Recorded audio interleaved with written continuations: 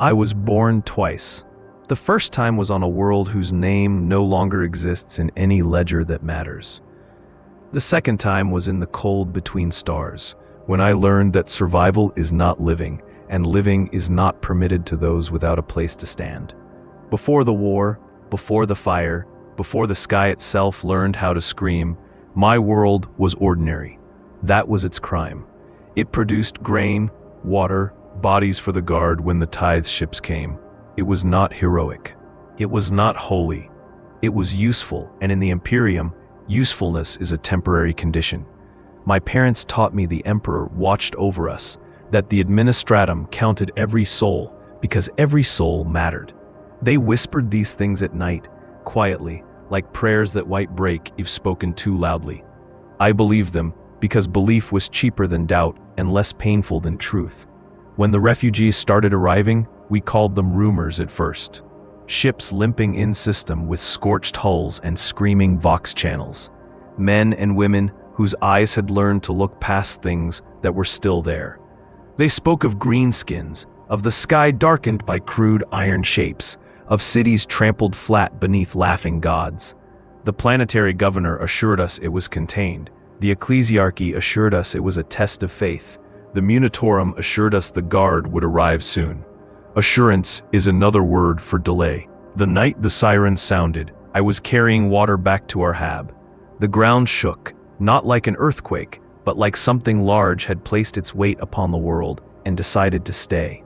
The horizon burned green and orange, colors that did not belong together, colors that rewrote the meaning of dawn. I remember the sound most of all. Not explosions, not gunfire, laughter. A deep, rolling sound that carried for kilometers and made my teeth ache. That was when I understood the refugees had not exaggerated. They had been merciful. We ran. Everyone did. Running became the only shared culture we had left. I lost my mother in the crowd near the transit spires, her hand slipping from mine as the press of bodies surged toward the spaceport. I never found her again. Sometimes I imagined she was crushed. Sometimes I imagined she made it off-world. Both thoughts hurt, but one lets me sleep. The spaceport was a cathedral of panic, shuttles lifting off overloaded, pilots screaming about mass limits while soldiers fired into the air to keep order. I saw a man beaten to death with a rifle butt because he tried to push his child aboard ahead of someone with a stamped clearance sigil. The Imperium does not abandon order, even at the end, especially at the end. I got on a transport because someone fell in front of me and did not get up. I stepped over them without looking back. That was the moment I became a refugee, not because I fled, but because I learned how easily I could stop being human. The ship was never meant to carry so many. We lay packed together in cargo holds meant for machinery, breathing recycled air that tasted of oil and fear. Weeks passed, or days, or maybe only hours. Time dissolves when there is nothing to mark it but hunger and whispered prayers. We asked where we were going. No one answered. The crew did not know, and those who did were not sharing. In the Imperium, destinations are a privilege.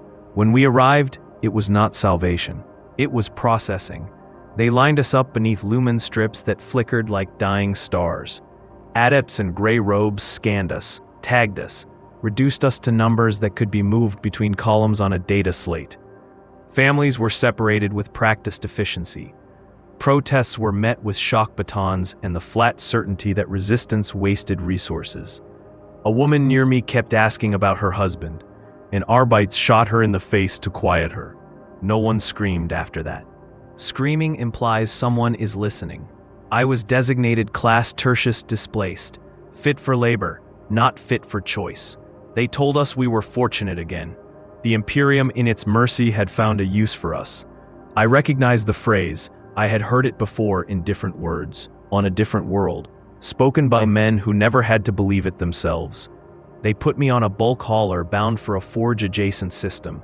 Along the way, more refugees were added, scraped from broken planets. From failed defenses, from wars whose names would never be recorded because they had not lasted long enough to matter. Each of us carried a story. None of us were asked to tell it. Stories do not fuel reactors. Bodies do. The world they dropped us on was already dying. You could taste it in the air, metallic and sour, like rusted blood. The sky was the color of old bruises, perpetually overcast by smoke from manufactura that never slept. They marched us through gates large enough for titans, past icons of the Omnissiah etched into walls blackened by centuries of heat.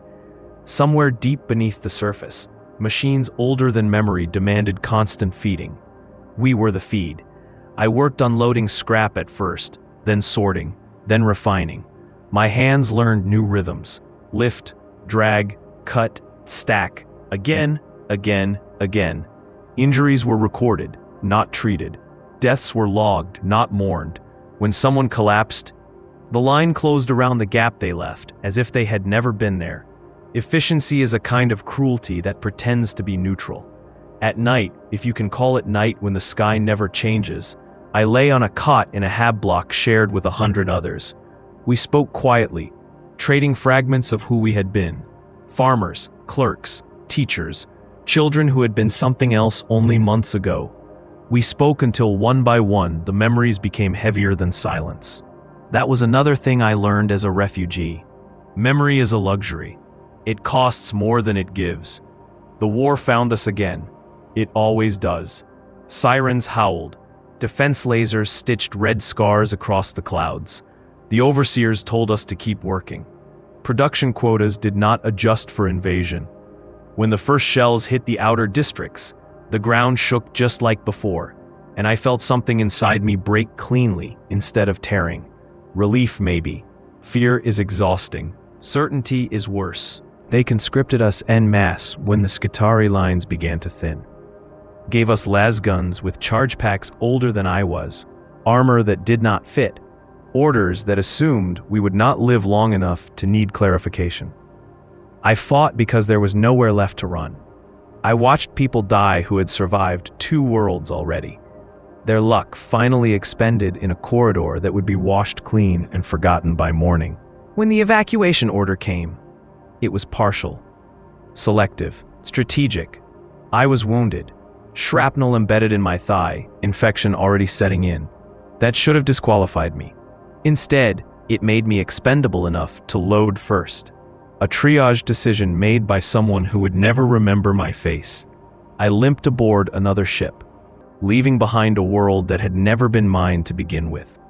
I am still running, system to system, hold to hold, camp to camp, always temporary, always waiting for the next order, the next war, the next reason my presence becomes inconvenient. I have seen refugee camps shelled because they were in the way of a better firing solution. I have seen children grow old in queues. I have seen faith curdle into something bitter and sharp because it was all people had left to hold. They call us displaced. That word suggests motion, as if there is somewhere we are meant to end up. The truth is simpler. We are excess, overflow. The Imperium is vast, but it is not infinite. And it has learned how to survive by shedding whatever it cannot immediately use. Sometimes that is a planet. Sometimes it is you. I no longer remember the sound of wind on my homeworld. I no longer remember my mother's face clearly enough to be sure I am not inventing parts of it. What I remember is movement, corridors, ramps, the interior of ships that smell of oil and recycled despair. I remember the feeling of a stamp pressed onto my wrist, onto my file, onto my future, approved, deferred, reassigned. I am a refugee of the Imperium of man, and as long as it endures, so will I, because it has taught me the one lesson it teaches best. Survival is not a reward. It is an obligation, and I am still paying. The wound in my leg never healed properly. It closed, yes, flesh knitting around metal that no Medicaid bothered to remove.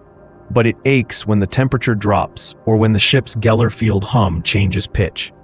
Pain is useful. It reminds me I am still present, still accounted for, still consuming resources that someone, somewhere, will eventually decide I am no longer worth.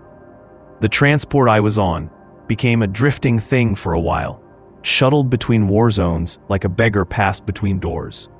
We were unloaded to reinforce a defense that collapsed before we finished disembarking, then loaded again under fire.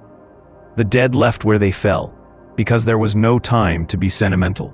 I learned to recognize the sound of different weapons without seeing them. The flat crack of lasfire, the heavier thunder of bolters somewhere above us, gods arguing in the clouds, the wet tearing sound when something too close and too large decided we were in its way. Refugees do not get after-action briefings. We learn outcomes by the tone of the orders shouted at us. Retreat meant failure. Advance meant desperation. Silence meant something had gone very wrong. Eventually, I ended up on a pilgrim convoy, though no one had asked if I believed strongly enough to deserve the name. The ecclesiarchy does not waste transport capacity. If you can walk and breathe, you can pray, and if you can pray, you can be useful. They packed us into shrine ships whose holds were lined with icons and bones, saints reduced to reliquaries to remind us that suffering had once been holy and might be again if we endured it properly. The sermons were constant. The Emperor protects. The Emperor tests. The Emperor needs. Every phrase felt like a hand pressing my head underwater, urging me to be grateful for the chance to drown for something greater. On one world, we were told we could stay. It was a frontier planet, recently reclaimed, its original population mostly dead or gone. They needed settlers, laborers, bodies to replace the bodies that had been spent winning it back. I almost believed it. I built a shelter from prefab slabs and scrat. I planted something in soil that still remembered blood. For 3 months, I slept in the same place. That felt like an act of rebellion. Then the sky changed color again. Tyranids this time. No laughter, no voices.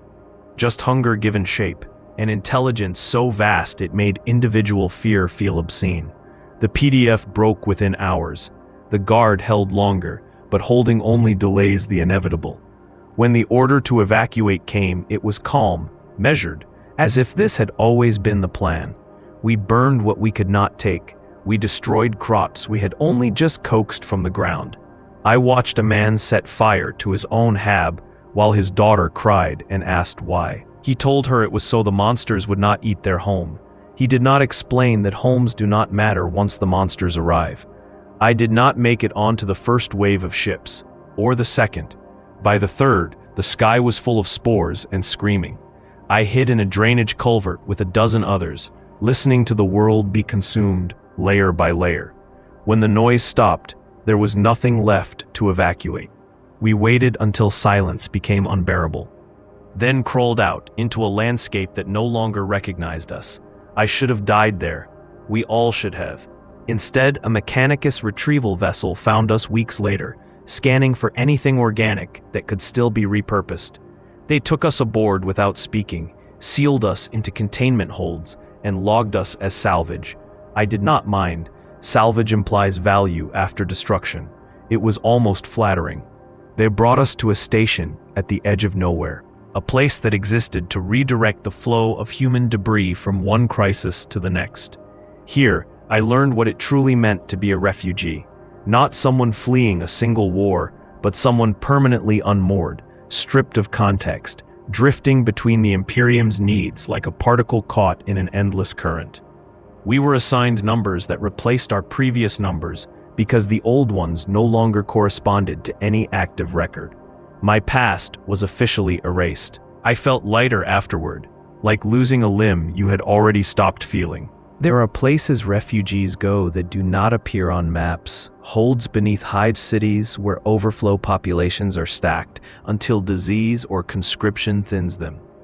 Moons used as temporary storage for labor forces waiting for assignment, stations where the lights are kept dim to discourage hope. I spent time in all of them. In one, a preacher told us suffering purified the soul. In another, a Munitorum clerk told us to stop asking questions because questions slowed distribution. Both were equally sincere. Sometimes, I meet others like me. We recognize each other by the way we stand near exits, by how we flinch at sudden announcements, by how we never fully unpack, even when told we are staying. We share stories in fragments, careful not to give too much weight to any single memory. Attachments are dangerous. They create hesitation, and hesitation gets you left behind. I have fought for worlds whose names I never learned, and fled from worlds that had already started forgetting themselves.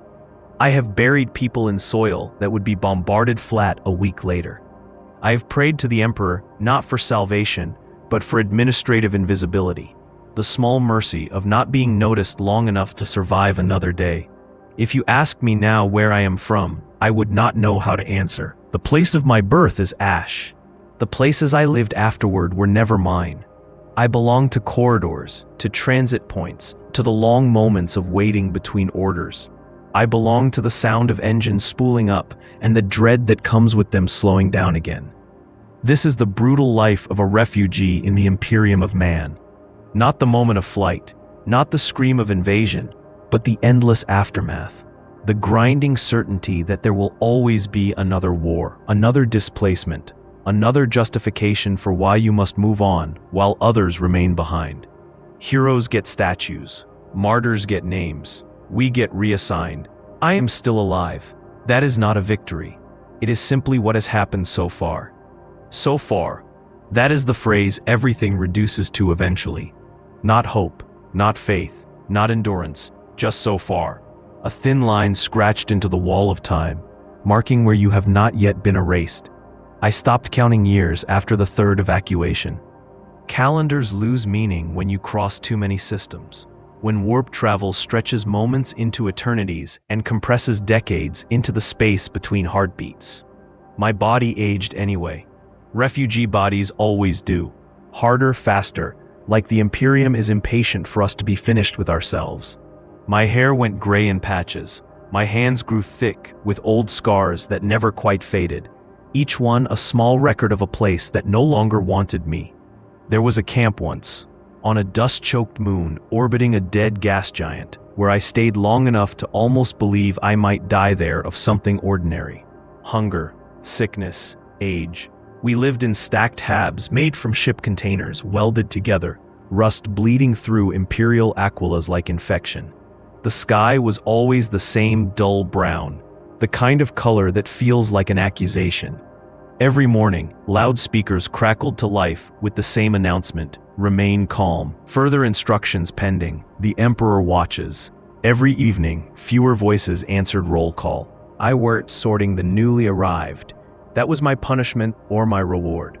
I took names that would not matter, assigned bunks that would not last, explained rules that would be broken by morning, because desperation does not respect regulations. I learned how people sound when they realize no one is coming to save them. There is a moment, a precise one, when anger drains away and something quieter takes its place. Acceptance, perhaps, or resignation. It is not peace. Peace implies choice. Sometimes transports arrived carrying survivors from worlds I had passed through months or years earlier. They told stories that ended where mine had continued. I listened without correcting them, without telling them what came next. Refugees trade in lies as often as truths, and both serve the same function: to keep breathing. The camp was dissolved without warning. An administratum decree arrived, stamped and final, informing us the moon was being requisitioned for military storage. We had 48 hours to vacate. No destination provided. I watched people scream at officials who had not issued the order and could not change it. I watched others simply sit down and refuse to move, their defiance quiet and absolute. They were removed. I did not see where they were taken. I never do. Another ship, another hold, another number painted onto my sleeve. The process is efficient because it has been perfected over 10,000 years. The Imperium does not need to be cruel. It has simply learned that cruelty works. I ended up near the edge of a crusade zone, close enough to hear the guns, but far enough away to be considered expendable. Refugees make excellent buffers. We absorb panic. We soak up chaos. When things go wrong, there are fewer citizens left to disappoint. They put us to work building fortifications we knew we would never be allowed to shelter behind. I dug trenches with people who had once owned homes, businesses, dreams. By the time we were done, we owned shovels and the certainty that we would not survive what was coming. The enemy never reached us. The guard held. The crusade rolled onward, hungry for momentum. We were congratulated for our contribution. then reassigned. Victory does not improve your status when you are already beneath notice. I have seen refugees try to become something else. Some join cults, chasing meaning in whispers and forbidden symbols, hoping that if they offend the right god loudly enough, at least someone will finally pay attention.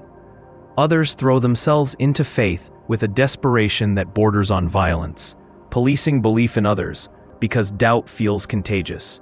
A few volunteer for the guard, trading uncertainty for a statistically brief but clearly defined future. I considered it. I still do sometimes. There is comfort in knowing exactly how you are likely to die. What I never see are refugees returning home. That is the lie no one bothers telling us anymore. Home implies continuity, and continuity is a privilege reserved for stable worlds and useful populations. We are neither. At night, when I can sleep, I dream of corridors, endless corridors, lined with doors that open onto other corridors. Occasionally, there is a window, and through it I can see a planet hanging in the void, blue and green and impossibly whole. I never reach it. I always wake before my hand touches the glass. If you are listening to this, if my words have found you through whatever sanctioned channel allowed them to exist, understand this: the Imperium is not failing us. This is it functioning as intended. The machinery is vast, ancient, and optimized for survival at any cost. Sometimes that cost is a world. Sometimes it is millions. Sometimes it is you, quietly moved aside so the great engine does not have to slow. I am not special. That is the most important thing to know. There are billions like me, drifting between wars, between tides, between administrative categories that change faster than we can learn their names. We are the negative space of the Imperium, the shape left behind when everything important has been accounted for. I keep moving because stopping means disappearing, and disappearing means becoming a problem someone else has to solve. I eat when told. I work when ordered. I survive because that is what is expected of me, and expectation is the closest thing to purpose I have left. The stars are still burning, the wars are still coming, and I am still here. So far is not a promise. It is a delay. There came a time when even movement began to feel like stagnation, when every corridor blurred into the last, and every order sounded the same, just issued by a different voice wearing a different uniform. I began to feel as though I was not traveling through the Imperium, but sinking through it, drifting downward through layers of neglect and necessity until I reached places that were never meant to be seen by those who still remembered what a sky looked like without smoke. One such place was a void station, clinging to the gravity well of a dying star. Its name was a string of alphanumerics no one used. We called it the waiting place, because that was all anyone did there. Wait for reassignment, wait for transport, wait for death. The corridors were narrow. The lighting dimmed to conserve power, and the walls were scarred with tally marks scratched by hands that had long since been reassigned or removed. Some people counted days, others counted losses. I counted nothing. Counting implies an end. I was put to work maintaining love support scrubbers, crawling through vents too small for comfort, wiping residue from filters that kept the station barely habitable. The air always smelled wrong, like recycled breath layered 1,000 times over. Sometimes the alarms would sound, and we would scramble to seal breaches caused by micrometeor impacts or simple structural failure. Each time, we were told how vital our role was. Each time, someone did not come back out of the ducting, and the system compensated by increasing airflow elsewhere. The station adapted. It always does. There was a boy there, no more than 16 standard years, though his eyes were much older. He asked me once where I thought we would go next. I told him the truth, somewhere that needs us. He asked if that meant somewhere better. I did not answer. A week later, he was selected for Voidsman training and transferred to another section. I never saw him again. Sometimes that means promotion. Sometimes it means the airlock malfunctioned at an inconvenient moment. Both outcomes are recorded the same way. I learned that refugees develop a kind of quiet superstition. We do not talk about improvement. We do not talk about settling. We do not say words like safe or future. Those words tempt the universe, and the universe is already cruel enough without being invited. Instead, we talk about logistics, about rations, about schedules, about rumors of transport arriving soon. Soon is a flexible concept. It stretches. Eventually, transport did arrive. It always does when enough bodies have accumulated to justify the fuel expenditure. We were loaded aboard in silence, processed with the efficiency reserved for cargo that might spoil if mishandled. This time, our destination was a hive world already straining under its own weight. Millions lived stacked upon millions. And the administratum had decided it could absorb a few 100,000 more without noticeable degradation. We were proof of that calculation. The hive swallowed us whole. I felt it the moment we disembarked, the sense of scale pressing inward, the knowledge that there was no horizon here, only layers. Upward toward spires where the air was cleaner and lives were shorter in different ways. Downward toward sump and shadow where time dissolved into grime. We were sent down. Refugees always are. Gravity does the sorting when bureaucracy cannot be bothered. I found work in a recycling mill, breaking down waste from higher levels into something barely reusable. Food scraps, industrial runoff, fragments of lives discarded above. We lived on the edge of toxic runoff, our habs shielded just enough to keep us functional. Children grew up with masks as part of their faces. Old people did not last long. The mill never stopped. It hummed with the steady patience of something that would outlive us all. I tried once to climb, just to see, to remind myself there was more to the hive than rust and shadow. I made it 3 levels before Arbite stopped me, their armor gleaming even in the dim light. They asked for clearance. I showed them my work sigil. They laughed, not cruelly, casually, like men swatting an insect without thinking about it. They sent me back down with a warning and a bruise that took weeks to fade. Down hive has its own laws, not written, not enforced by anyone who admits to it. Strength matters. Silence matters more. I learned to make myself smaller, less noticeable, to exist in the gaps between attention. That is where refugees survive best, in the blind spots of a system too large to care about details. Sometimes at shift change, I would hear hymns drifting down from above, amplified by cathedral voxcasters.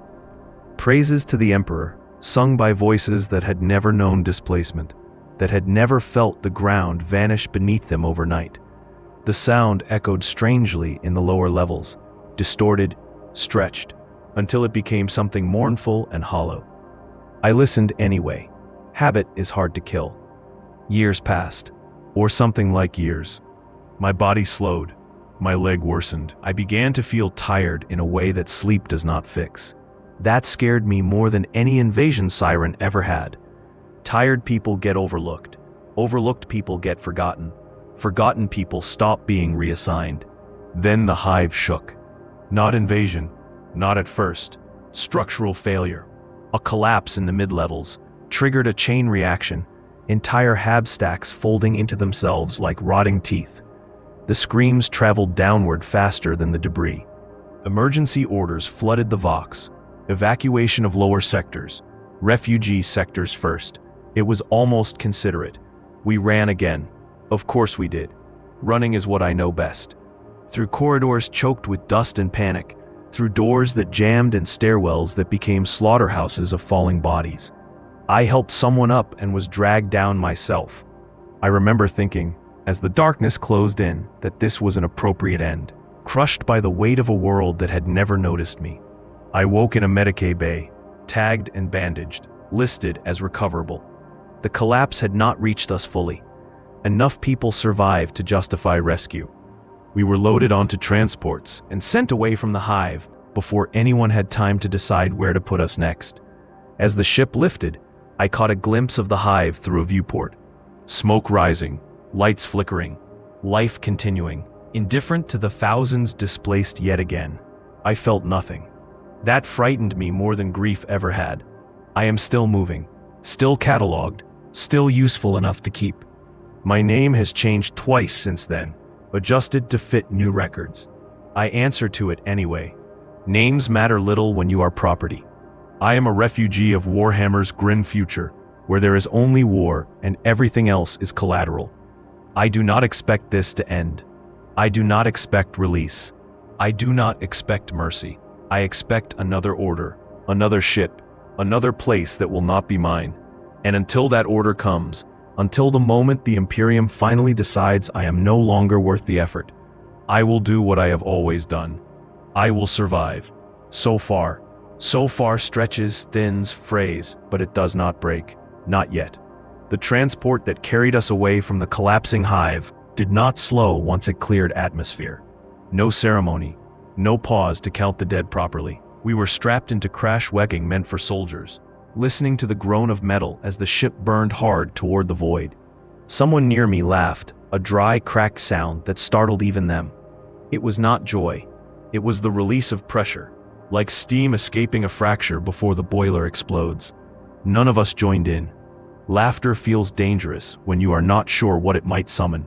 They sent us to a border system this time, one of those places marked on tactical maps with conditional colors and footnotes. Contested, unstable, pending resolution. Worlds like that chew through people the way frontline trenches chew through boots. By the time you notice the wear, it is already too late. We were told we would be helping with resettlement efforts, infrastructure support, civil stabilization. All phrases that mean the same thing. You will fill gaps until something stronger replaces you. The settlement was half built when we arrived. Prefabricated habs arranged in grids that looked orderly from orbit and desperate from the ground. Wind tore at everything constantly, carrying grit sharp enough to strip paint and skin. The sky was wide here, painfully wide, and it made some people uncomfortable. Refugees raised beneath ceilings and hull plates do not trust open horizons. Too much can come from them. I was assigned to construction crews, hauling materials, reinforcing structures that had been rushed into place. The planet's original population had been relocated years earlier, deemed non-compliant, and their absence hung over everything like a ghost. You could feel it in the way the land resisted being shaped again, in the way equipment malfunctioned just often enough to be irritating, but not enough to warrant investigation. We built over the ruins of someone else's life and pretended not to notice. At night, the wind howled through the gaps between habs, and I lay awake listening to it scrape against the walls like something trying to get in. I dreamed of my mother again, for the first time in years. In the dream, she was standing in a queue, patient, holding a ration kit and waiting her turn. She did not see me. I woke with my jaw clenched so tight my teeth hurt. The first attack came without warning. They always say that, but it is never entirely true. There are signs. Auspex anomalies, Vox static. The way officers start issuing orders a little faster, a little louder. This time it was raiders, human ones, bearing sigils that meant nothing to me. Renegades, deserters, pirates. Labels matter less than behavior. They came for supplies, for fuel, for people. We were convenient. The militia broke almost immediately. They had been trained just enough to believe they might hold. That belief died quickly. I took cover behind a half-finished wall, last gun shaking in my hands, and fired because everyone else was firing, and stopping felt worse than the possibility of dying. I saw a man I had eaten with the night before drop when a round took his throat. I did not look away. Looking away is another kind of luxury. The raiders were driven off eventually. Reinforcements arrived, as they sometimes do, and the settlement was declared secure again. Casualties were tallied. Repairs were ordered. Life resumed its shallow imitation of normal. We buried the dead in the hard soil. Markers improvised from scrap. No names carved, just numbers. Easier to update records that way. After that, people began to leave, not officially, just quietly. Slipping away on supply shuttles, bribing crew, taking chances on destinations unknown, rather than waiting for certainty to crush them again. I considered it. I always do. But I have learned that freedom without leverage is just another word for dying somewhere inconvenient. So I stayed. I worked. I survived another season. The wind scoured more lines into my face. My leg ached constantly now, a deep, grinding pain that never fully receded. Medicae looked at it once, shook his head, and told me it was functional enough. Functionality is the threshold you must stay above to remain relevant. One evening, as the sun dipped low and painted the sky a dull red that reminded me too much of warning lights, a transport descended toward the settlement. Not a supply ship, not military, black hull, Inquisition markings. Conversation stopped as it passed overhead. Fear has a way of unifying people faster than hope ever could. They did not announce why they were there. They never do. They selected individuals at random, or so it seemed, pulling people from their tasks and escorting them aboard. Interrogations, someone whispered. Screening for contamination, heresy, exposure. The words spread like a second infection. When they called my number, I felt an odd sense of relief. At least this would be different. Inside the ship, the air was cold and clean, painfully so. I was questioned by a woman whose eyes missed nothing and promised less. She asked where I had been. Everywhere. She asked what I had seen. Too much. She asked what I believed. I hesitated, and that hesitation felt louder than any answer. She watched me for a long moment, then nodded as if something had been confirmed. In the end, they let me go. Marked my file, issued a warning I did not understand and did not ask to have explained. Knowledge can be dangerous when you do not know who might notice you carrying it. As I stepped back onto the dust-choked ground, I felt smaller than I had before, like something had reached inside me and adjusted a setting without my consent. Not long after, the settlement was abandoned. Strategic realignment. Resources better allocated elsewhere. We were evacuated, again, leaving behind structures that would rot in the wind until someone else decided to reuse the bones. I did not look back. I rarely do anymore. Looking back invites comparison, and comparison invites grief. Now I am on another ship, another hold, another set of orders pending. I sit among people whose stories mirror mine closely enough that we do not bother sharing them. The engines hum, the lights flicker. Somewhere ahead, there is another place that will need bodies, and the Imperium will remember us just long enough to put us there. I rest my head against the cold bulkhead and close my eyes. I do not pray for a home. I do not pray for peace. I pray for continuation, for the machinery to keep turning around me without noticing that I am tired. I am still alive.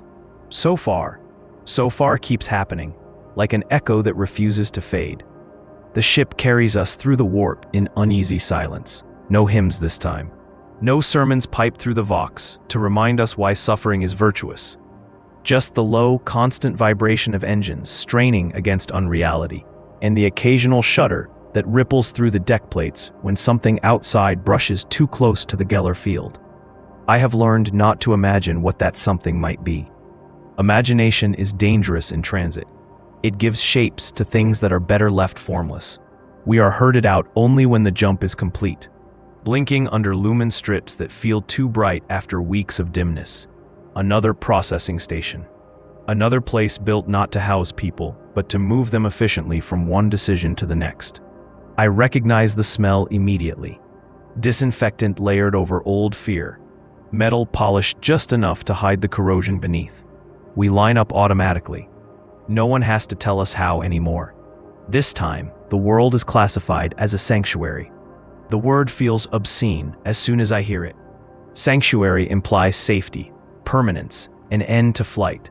What it actually means is that the planet is far enough from major fronts to be useful as a holding area, and valuable enough that the Imperium does not want to see it burned yet. Yet is doing a lot of work in that sentence. The camps are larger here, more organized, rows of habs stretching toward a horizon that looks almost peaceful if you ignore the watchtowers and the gun emplacements. There are children running between structures, laughing in a way that sounds wrong to my ears, like a language I once spoke but no longer understand. For a moment, something tightens in my chest, a reflexive ache that might once have been hope. I crush it quickly. Hope is how you let the universe hurt you twice. I am assigned to logistics support, counting, sorting, redirecting supplies that never quite seem to match the needs they are meant to address. Too many boots, not enough coats. Too many rations one week, shortages the next. I file reports that vanish into systems I will never see, trusting that someone higher up the chain understands the pattern. Experience tells me they do not, but the system persists regardless. The Imperium does not require understanding, only momentum. Days pass with an unsettling smoothness. No attacks, no evacuations, no sudden orders screamed over broken Vox. People begin to relax, just a little. They personalize their spaces. They trade. They talk about staying. I watch this happen the way you watch a structural flaw develop, knowing exactly how it will end and being powerless to stop it. It ends with fire. Not invasion this time. Accident. A reactor fault in one of the industrial sectors feeding the camp. Containment fails. Heat blooms outward faster than evacuation protocols can compensate. Alarms wail. Smoke rises in thick, choking columns. Panic spreads with familiar speed. I am on my feet before the first official order comes, moving with the practiced efficiency of someone who has done this too many times. I help where I can, drag people away from collapsing structures, guide children who have frozen in place, overwhelmed by noise and heat. My leg screams with every step, but pain is secondary when everything is burning. Somewhere behind us, something explodes, and the shockwave throws me forward. I hit the ground hard, breath knocked from my lungs, vision swimming. For a moment, lying there amid ash and debris, I consider not getting up. It would be easy. Easier than standing again. Easier than running. The fire roars. People scream. The Imperium continues. Then a hand grabs my collar and hauls me back to my feet. Someone I do not recognize. Face smeared with soot, eyes wide and alive. They shout something I cannot hear over the noise, but their meaning is clear. Move, live, keep going. I do because habit is stronger than despair. The fire is contained eventually. It always is, once enough damage has been done to justify the expenditure of effort.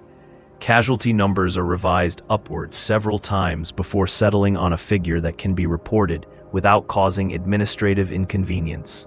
The camp is declared compromised. Temporary relocation is announced. Temporary has become my least favorite word. As we board the transports yet again, I notice the children are quieter now. They cling to adults with a desperation I recognize all too well. They have learned their first true lesson, that safety is conditional, that stillness is an illusion, that the ground can vanish beneath you without warning. I sit during transit and stare at my hands. They shake slightly, though I am not afraid, not anymore. Fear burns hot and fast. This is something colder. Weariness maybe, or erosion. I feel like a stone worn smooth by endless tides, losing shape without ever quite disappearing. I think about the Inquisitor who questioned me, about the mark placed on my file. I wonder how many times it has been read, how many eyes have paused on it before deciding I was still acceptable to keep. That is another truth refugees learn. Survival is often the result of indifference, not protection. When we arrive, I do not bother asking where we are. The answer will not change what comes next. We disembark into another waiting area, another liminal space between decisions. Orders are delayed, supplies are late, tensions rise. Someone starts a fight over rations. Someone else is shot to restore order. The crowd settles. Equilibrium is achieved. I find a place to sit and close my eyes. Around me, the machinery of displacement hums on, vast and uncaring. I think of all the places I have been, layered atop one another in my memory, like transparencies that no longer align. Worlds lost, camps dismantled, shelters burned. I cannot tell where one ends and another begins. I am still here, not because I am strong, not because I am chosen, but because the Imperium has not finished with me yet. So far becomes a weight you carry, not a marker you pass. I stop trying to remember when the numbness set in. Pinpointing moments gives them power, and I have learned to deny power to anything that might claim ownership of me. The waiting area blurs into the next assignment and the next, until my life feels less like a line and more like sediment, layers compacted by pressure until nothing distinct remains. This time, the work is reclamation. They send us to a world that has survived just enough to be worth stripping. Cities shattered but not vaporized, Infrastructure damaged, but salvageable. The war has moved on, leaving behind silence thick with residue. We land among ruins that still smell of smoke and old death, the air carrying traces of propellant and burned flesh that cling to the back of the throat. The locals are gone, evacuated, executed, or simply erased by the violence that passed through like a storm that knew exactly where to strike. We move through the remains in teams, cataloging what can be taken, what can be rebuilt, what must be destroyed to prevent contamination or misuse. I pry plasteel panels from walls that once sheltered families. I unbolt machinery that someone depended on to live. Occasionally, I find personal effects crushed beneath debris, a child's toy, a cracked data flake with half a message burned into its surface. These are logged as waste and incinerated. The Imperium has no use for relics of the unimportant. At night, we sleep in prefabricated shelters erected amid the ruins. The stars are sharp here, unobscured by hive glow or smoke, and they make me uneasy. They feel too distant, too indifferent, like witnesses that have seen all of this before and will see it again long after we are gone. Some people talk about settling here once reclamation is complete. I do not correct them.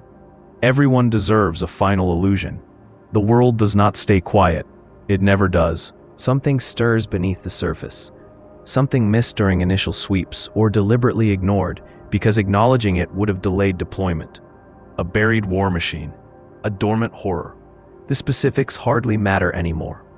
When the alarms sound, they sound tired, as if even the systems are weary of announcing catastrophe.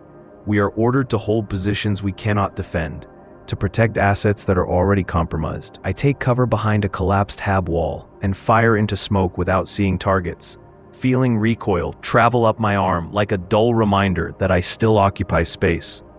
People scream, orders overlap and contradict. Somewhere above us something explodes with enough force to change the sky. I am knocked unconscious when debris collapses the wall. When I wake, the fighting is over, not because we won, but because there is nothing left to fight for. The assets are gone. The site is lost. Evacuation is underway, selective and efficient. The wounded are triaged. I am listed as ambulatory. That puts me low on the priority scale. I wait, lying in dust and blood that is not all mine. I wait to see if anyone notices me. Pain blooms slowly, then settles into a familiar throb. I think of all the times I have waited like this before. In lines, in holds, in camps, waiting to be counted, to be moved, to be decided upon. A shuttle lands eventually. Medicae run past me without stopping. Someone steps over my leg. Someone else pauses, glances at my ident mark, hesitates. For a moment, I see calculation in their eyes. Then they move on. Capacity is limited. Criteria must be met. I understand then that this might be the end of my reassignment cycle. Not because I am dying, but because I am no longer worth moving. There is a difference, and it matters. I do not feel panic. That surprises me. I feel a kind of calm, thin and fragile, like glass that is not yet shattered. Around me the ruins settle. Fires burn themselves out. The sky lightens with false dawn, casting long shadows across a world that will soon be classified as uninhabitable and forgotten. I think about the Imperium, about its size, its age, its endless need. I think about how it taught me to survive by never stopping, by never rooting myself deeply enough to be torn out cleanly. I think about how every step I took away from destruction carried me toward another version of the same place. I wonder, briefly, if this is freedom. Not safety, not peace, just stillness. The absence of orders.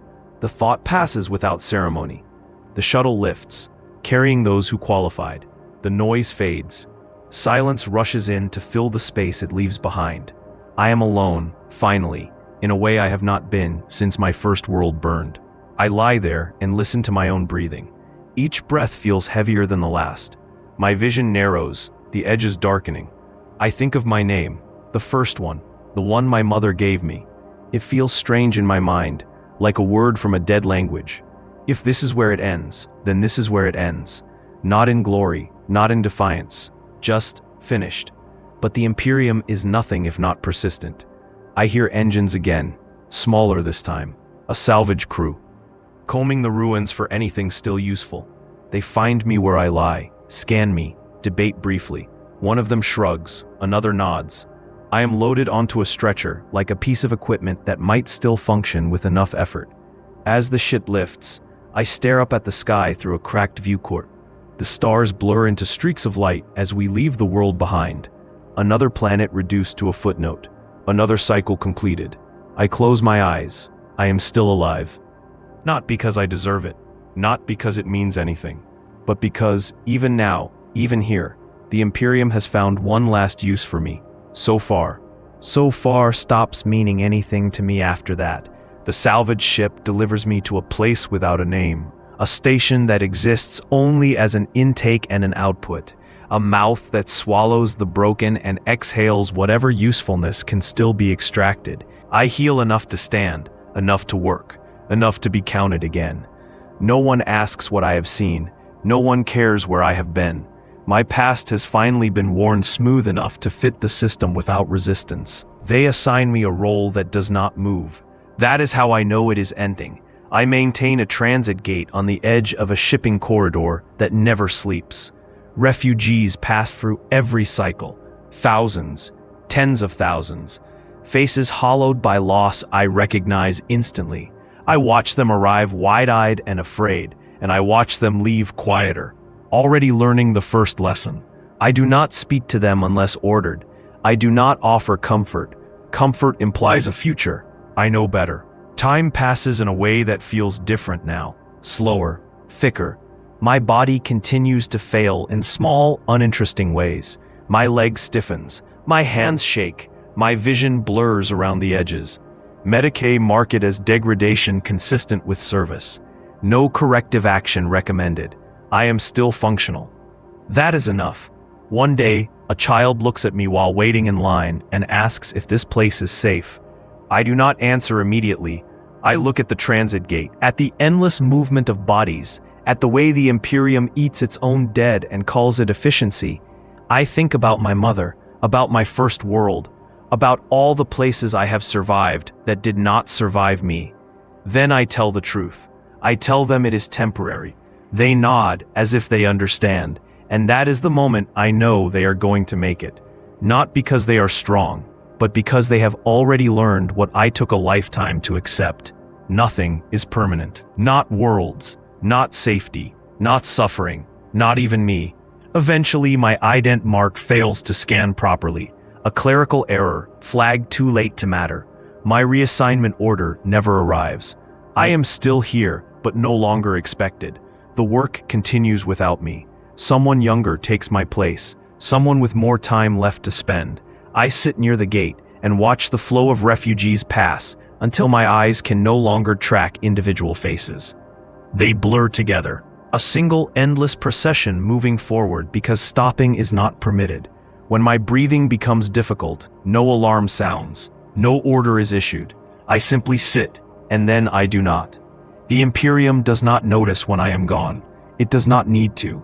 I was never a hero. I was never a martyr. I was never meant to be remembered. I was a refugee of the Imperium of man, and in a future where there is only war, that is the most human thing I could have been. It ends here, not with hope, not with despair, just silence.